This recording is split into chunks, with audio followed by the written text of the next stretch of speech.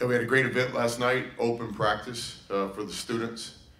For most of the students, it was the first time that they've been in the Moody Center. A couple of them have been fortunate enough to go to a concert or two, but the basketball setup is obviously different than the concert setup. So it's just cool to kind of visualize it. You know, again, a lot of respect for Charles and Matthew's original vision, as well as the administration and the Moody family and everybody that went into building the arena. I mean, the students have the best seats, 270 degrees of the lower bowl, both baselines and one complete sideline or the student section. So we're calling that the Corral. We had our first event a week or so ago at Lauren at an off-campus site, and then yesterday the open practice was awesome. We basically had the Corral filled last night for the last 30 or 45 minutes of practice. So phase 2 complete. Phase 3 will be the exhibition game on Saturday, October 29th, 3 o'clock tip. Doors will open 90 minutes before for the students. I want to encourage the students to come to that game, get there early, enjoy the Corral. Also, just want to encourage all Longhorn family to be on the heads up. Look for the social media announcements on all of our avenues on how to get the tickets. The tickets are being sold at different levels for the Arkansas game, so I think there'll be some announcements coming out the next couple of days. Then eventually it'll hit general public, and just encourage everybody to come to that.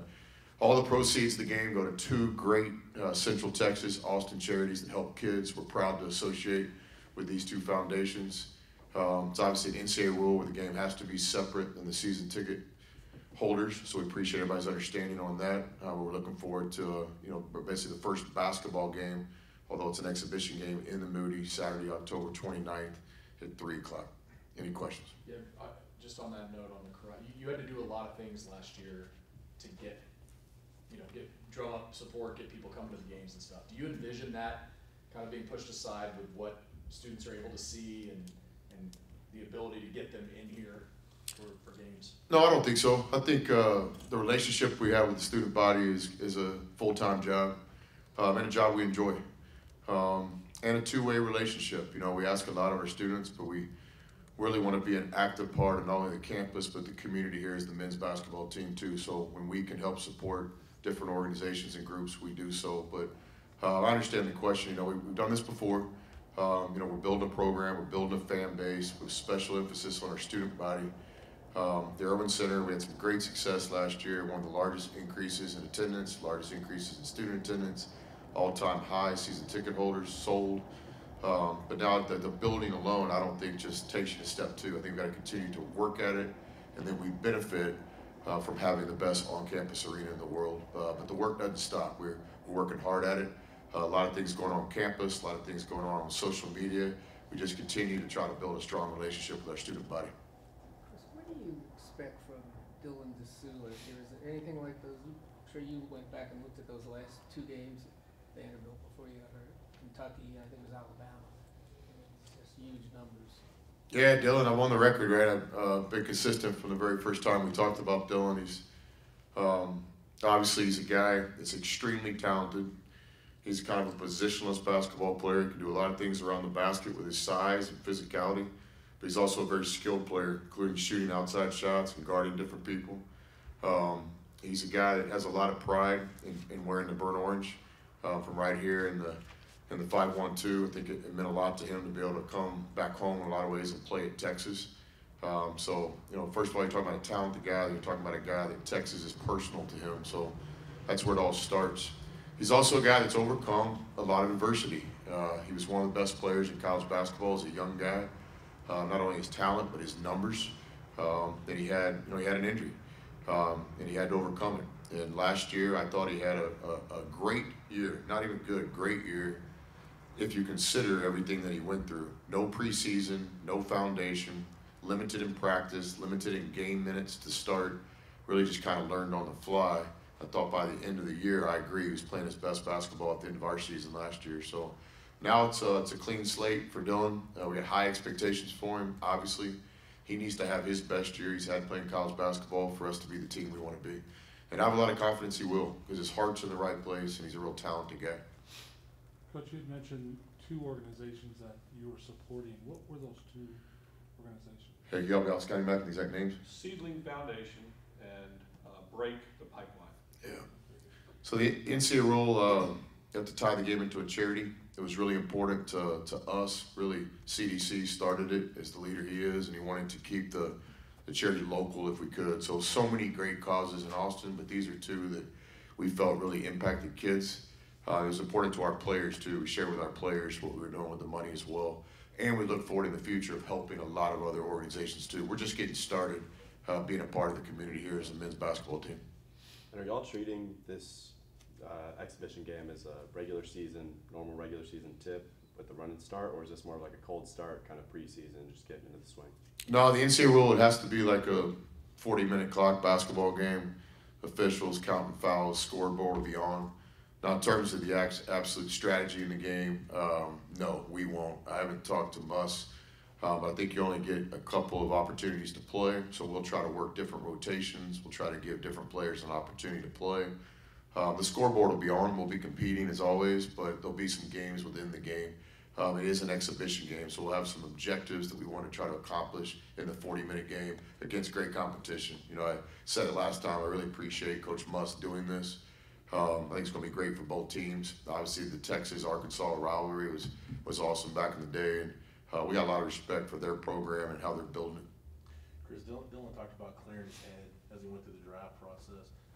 When he got back from that, and you got him back during the summer, did you notice anything different from him from a mindset standpoint or a confidence standpoint, just in terms of seeing a different guy after he got done with that process? Yeah, absolutely. First, big picture, every season's exhausting.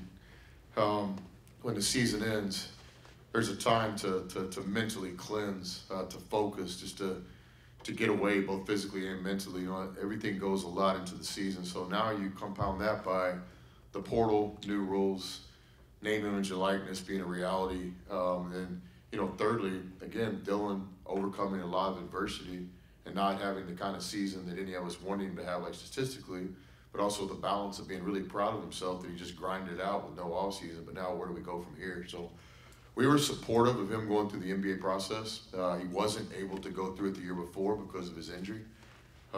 He associated himself with some really good people, good pro basketball people. I don't know what Dylan told you, but I felt like we had great communication. We certainly wanted to give him that space and time to make his own decision, not only between college or pro, but also which college. I mean, the portal's real. We always wanted Dylan to do what he wanted to do. But we talked consistently, but not every single hour. So I don't know how he feels about it, but I just felt stronger as the spring went on. Then ultimately when he came back and made a commitment, not only to me and the program, but to his teammates, especially those 4 guys he played with on the court, hey, we're going to run this back. I was really proud of Dylan and how he went through the process last spring. I had a lot of respect for him. How do you feel about playing against Terrence Shannon Jr. with Illinois? Yeah, I don't like that. It's a part of college basketball, unfortunately. This year alone, we'll play against a lot of our former players. Kevin McCullough at Kansas, Micah Peavy at TCU, Tariq at Oklahoma State. You mentioned TJ Shannon at Illinois. There might even be a couple more in there. So spent some time with my NBA friends this offseason. Even yesterday, we had some scouts at practice and just kind of asking about that dynamic, you know. But it's here to stay in college basketball. It's not changing. You know, the days of fans just being able to show up and watch the same team for 4 or 5 years, we all miss those days, the rivalries. Like, that's where I grew up in basketball. Like, I never asked my mom or dad, hey, is Magic playing with the Lakers again this year? Or I didn't ask Coach Coon's dad, hey, is Larry still with the Celtics? I mean, he kind of knew that. But in today's world, there's a lot of movement. But I do not enjoy playing against former players because those guys are part of our family. Chris, how different is this year having Marcus and Timmy and guys that have been a part of this program and know what you want to get out of it, and allowing it to be maybe even a little more player-led versus what you were experiencing a year ago right now? Yeah, it's everything. You hear it all the time. The first year is so tough for so many reasons. You're fighting time. You're trying to build a culture. So the benefit of having these guys back, it's real. You know, we feel like we're not building a culture anymore. We're just implementing it and defending it every day. Specific about these 7 guys that are back too. These are 7 special guys. You know, 2 guys that don't get talked about enough are Gavin and Cole. You know, 2 really good college basketball players. And you know, you're going to see them on the court sooner than later. Those guys redshirted last year in our program, but they were here from day one all the way to, you know, the Purdue loss. So, I mean, you know, to having those guys back, those 7 especially, the idea of having returners back, sometimes that's good, sometimes that's bad. These 7 guys back and how they bonded together and what they all represent individually and as a core, I think gives us a real chance. Like we feel great about our balance between returners, experience, and young new talent. And when you got away from last year, were you able to take satisfaction in the steps that you took? I think Timmy used the word clarity more than satisfaction, but were you able to take satisfaction in some of the steps you took to advance your program? Yeah, I don't think satisfied is really in my vocabulary. I think, you know, if we can get that confetti to come down on us on Monday night, I'm sure we'd probably have a hell of a night, maybe even 2 nights after that, but probably be right back to work as it always is. But I understand the question. I think, you know, there's a lot of positives year one. I appreciate everybody in the organization and everything they did last year, not just the coaches or players, but everybody. Coaching changes are hard on the back end of a COVID-19 where people hadn't been coming to work. That was hard. The transition between the Irwin Center and the new facility, that was hard. There was a lot of challenges. When I think about where we started and where we finished, you know, we played really good basketball in the NCAA tournament. You know, a lottery pick hits a contested jump shot at the top of the key, you know, on the shot clock. If he misses that, we got the ball. I thought we had momentum. I could easily visualize us as a second weekend team last year. Then when you get there, you're 80 minutes away from the Final Four. So lots of positives last year. Am I satisfied? No, in no way. But I agree with Timmy. It's the first step. I mean, as much as we wanted to get it done year one, and that was always the objective, and we've done that before. It's really difficult. You know, we feel good about where we are right now, and year one was a big part of where we are today. Chris, your Final Four team had a rim protector. Is that absolutely necessary, and do you have a facsimile of that, somebody who can sort of provide that sort of thing? Yeah, I think it is absolutely a non-negotiable necessity, rim protection, but it doesn't have to always come in the form of a Tariq Owens or Dylan Mitchell type shot blocker. You know, we've also had some great guys that take charges over the years, wall-up guys. We've had some really good players. Rim protection doesn't always have to be, in my opinion, from your bigs. It really needs to be a team sport, right? So this year, again, a lot of optimism. We have longer, more athletic, bigger guards. We have some size and athleticism to block shots. We've got some toughness to take charges. We have some special defenders. You know, I can't talk about everybody for time's sake, but I would tell you the 2 guys we added in terms of the portal, you know, Rice and Tyrese have a chance to be all Big 12 defenders. I don't think there's a better defensive guard in college basketball than Tyrese. And then Rice is just I mean, he's a dog. You know, that's my biggest compliment to a player when I say you're a dog. So D-A-W-G, I guess. Got to be politically correct here in 2022. But no, those 2 guys are tough. And then our freshmen, they all come from really well-coached teams. Like Terrio had to play defense to play at Kimball. I mean, Nick's not messing around. And of course, Dylan played for arguably, you know, the best high school coach in a long, long time at Mount Vernon. And Alex, Coach Wes at McKinney is elite. And then Rowan really benefited from great high school coaching, discipline program, as well as really good grassroots coaching. And then fifthly, Preston, you know, played at Westlake, and we all know what a good job Coach does at Westlake. I've never seen a better high school coach than him. Mitchell moved a lot without the ball in high school. Does he work well with Hunter in that respect? Dylan Mitchell? Yeah. Yeah, absolutely. D. Mitch is he's obviously an athletic guy. It's kind of his identity, but he can do so much more. So having a really good week right now, facing the basket. He works that porch really well on the baseline. It's extending out and shooting 3-point shots with consistency now. So, but yeah, I think the chemistry between all these new guys. Today's our 11th practice. One of the 1 through 10 was kind of fluffy. So, in my mind, today's the 10th day we're really getting out there and getting after it. Coach, in the off season, I asked the player, Timmy, what did he do to hone his craft? Curious, what did you do? What were some of the areas that you thought, I want to become a better coach in this area, and how did you do that? Yeah, same thing for me every offseason. First thing we do is we go back and we watch every single game. I like to start at the back and go forward. NCAA tournament and go all the way down to the opener. That's in the springtime. Then early summer, I flip it, and I start back at the opener and I go through. Always challenge ourselves to get better at some certain areas from year 1 to year 2. I know this year we have a huge emphasis offensively to play at a different pace, to get our best players some more space and more shots in transition. Again, nothing negative about last year's team. Really be proud of those guys forever. But this year we have a different kind of team athleticism, a different kind of team speed. So that was an objective. And always trying to reach out to study successful people, you know, spending time with people. And I've been fortunate to have some access to some of the greatest minds in sports and also business. It's not always just sport people. But yeah, myself personally, always challenging. You know, like our first team meeting after every season's the same, but these days are kind of weird because this guy might be gone or whatever. But it's just like, hey, we have to have better people in our organization next year, better coaches, better players, because we didn't win the last game of the season. Now those people can be the same people, just different versions. So I know I have to be a better coach this year than I was last year. It's common sense. Just like I know Timmy Allen feels the same way. So that's what this deal's all about. And that's the grind. That's the improvement from year to year. One last one. Chris, last year you said Timmy was kind of a defender of your culture. Is it rare to have a transfer like him, a multi-year transfer, just buy in as quick as it seems like he did to what you want to be? For us, not necessarily rare. We've had some great ones. I mean, everywhere we've coached, we've had really good players, freshmen coming in, buying in, trusting early, and definitely, you know, veterans like Timmy.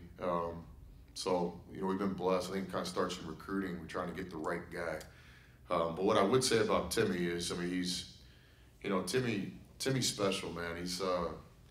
He's got that blend of like ultimate competitiveness and swagger and thinking he's the best player on the court, which most of the time he is, but also that humility.